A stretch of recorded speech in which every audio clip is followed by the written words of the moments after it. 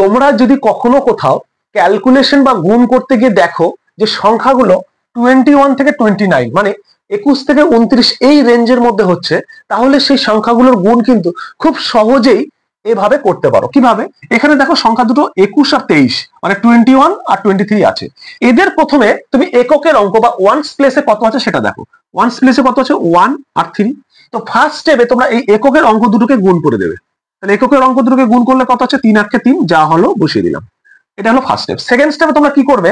Second স্টেপে প্রথম যে সংখ্যাটা আছে 21, এই পুরো সংখ্যাটাকে নেবে।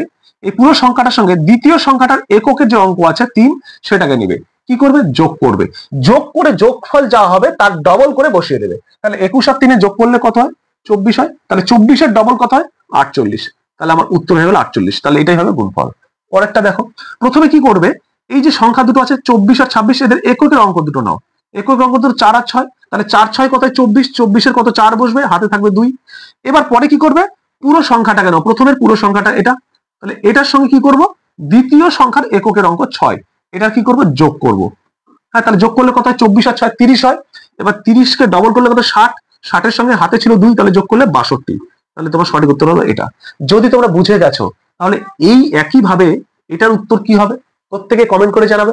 যদি ভালো লাগে তাহলে ভিডিওতে একটা লাইক করে যাবে।